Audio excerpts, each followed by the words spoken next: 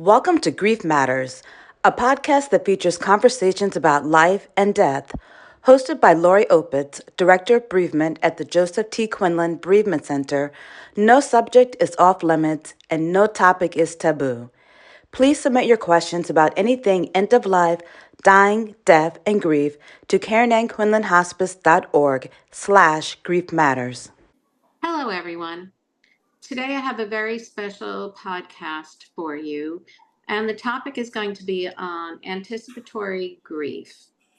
And anticipatory grief is the loss and the feelings that we feel before the actual death occurs. And it is a very real mourning process, and it is very appropriate and common to have these experiences.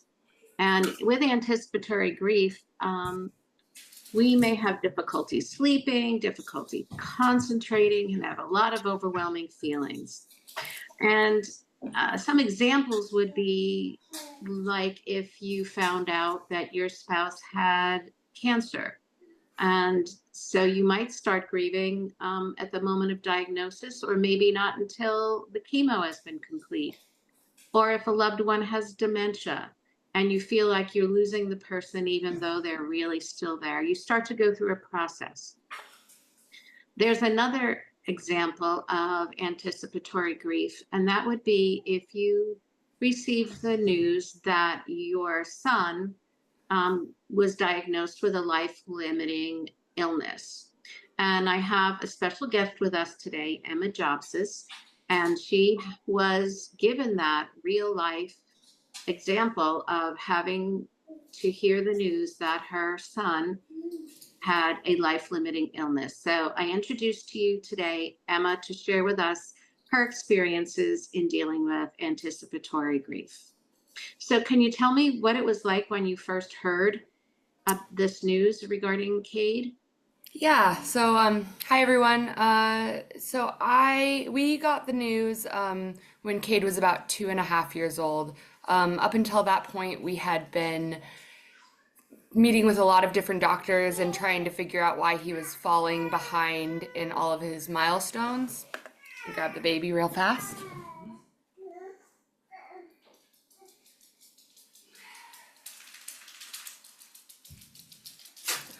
So we were trying to figure out why Cade was falling behind in critical milestones such as sitting up, crawling, pincher graphs, pretty much in every area. The doctors gave us a diagnosis of global developmental delay.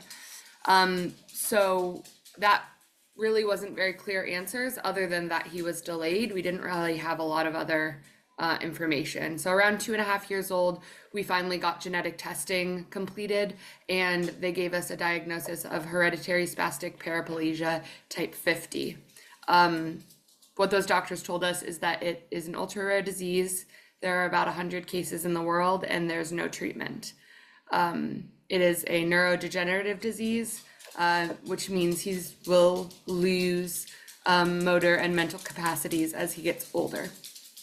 We were pretty devastated at that appointment in learning that, everything that we had hoped and all the progress that we were hoping to make and the future that we really want for our child and that any parent wants to see for their child would be taken away. And even though he was delayed, we had always hoped that he was just going to be behind. And even if he was always behind a couple of years, that's fine. But to learn that we weren't going to see that happen, and that as he got older, we were going to see everything that he learned just slowly be taken away from us, was really devastating to learn. Absolutely. There's no other way to experience that except as an overwhelming disappointment. And what kinds of things do you find yourself having to deal with on a daily basis? Yeah, I think that our daily life is, I think that it's a little different than parents with typical children, at least neurotypical children. He's 3 years old now. He walks with a walker, posterior walker, but we have to take that with us everywhere. So along with strollers and walkers, our car is pretty crammed. We do some sort of therapy every day, whether it be physical therapy, occupational therapy, or speech therapy. So our mornings are pretty consumed with doctor's visits. And I think that it would be really wonderful to be able to, take him to art classes and soccer practices and t-ball and things that, other parents are doing, but that's just not the reality of his condition. And I think that knowing that probably won't be our life, and the things that we hoped to teach him, and it's just going to be different. And rather than going to the soccer games and going to other things, we will be at doctors' offices. And that's, a difficult reality to come to terms with, and I guess grieve what you hoped the future would look like, for you and for your child. Right. That's mourning the loss of a dream, the vision of what it would have been like for you and your family and for Cade. So feelings of guilt often come up with anticipatory loss. So what does that feel like for you, Emma? I think that the guilt that I feel on the daily is not being present in what is happening, because I'm so consumed with what will be. So, for example, when we're learning a new skill or working on a new skill, and, prior to learning about his diagnosis, I was so excited anytime he took another step, or anytime he would, use a spoon. It was so exciting to see that progress. And now that excitement has kind of been taken away, because I know that it won't last. And that guilt in that moment of not being able to be present with my child and be invested in his milestones, and thinking about the future and what it holds, every progress hurts. It hurts to see him learn things, because how long will it last? And is that the last time I'm going to see it?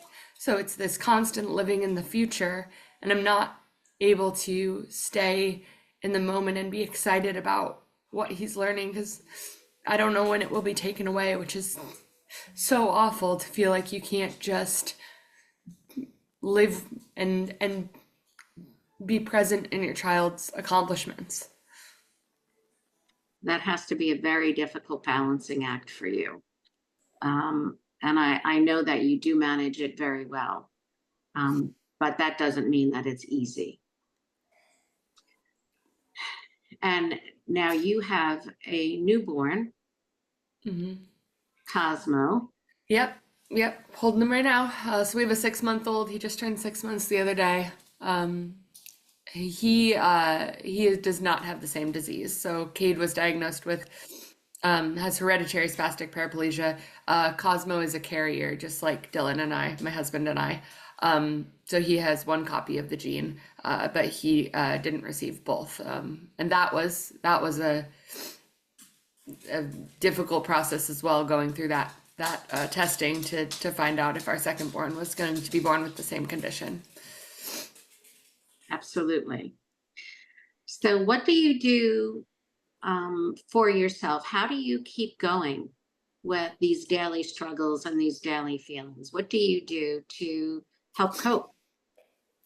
I think that a lot of times especially parents that have children with special needs, you hear all the time, like, you're so good at this, you were made to do this, and things like that. And it's funny, because when I hear that, I'm like, you don't have a choice.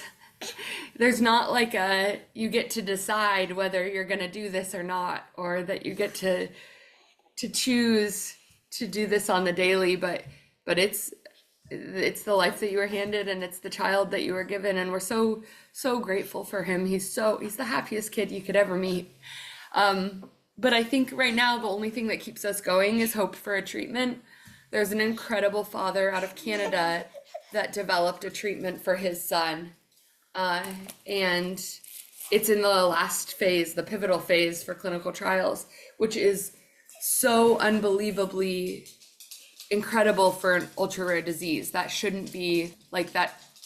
For any ultra rare disease, there are not treatment because pharmaceutical companies fund treatments for cancers and diabetes because those are common. But for something that only has 100 patients, developing a treatment doesn't exist. And right now we have hope. It's incredible that it's even happening.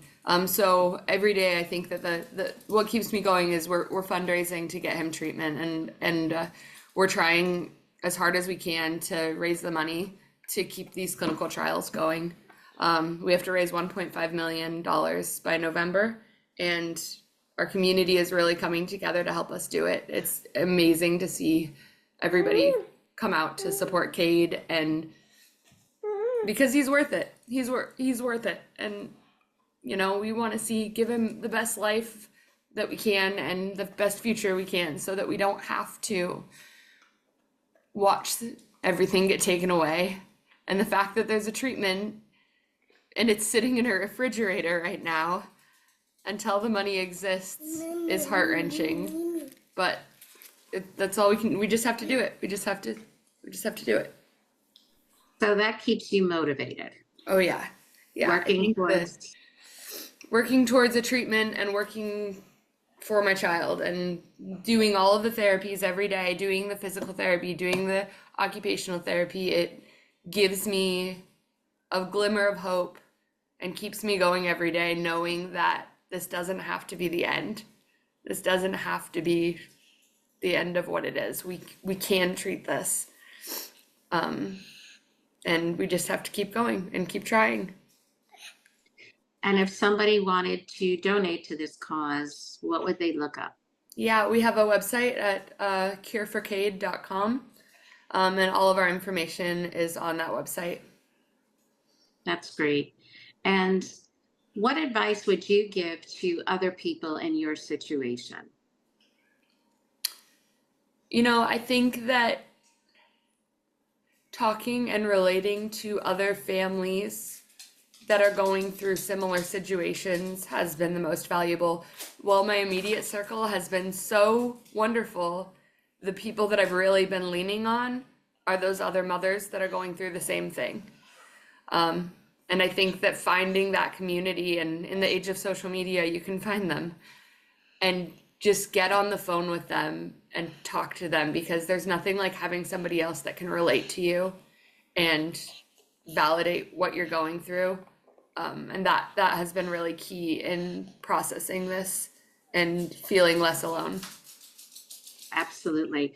That's great advice, Emma. Finding like-minded people and being reassured that you are not the only one going through this is very helpful.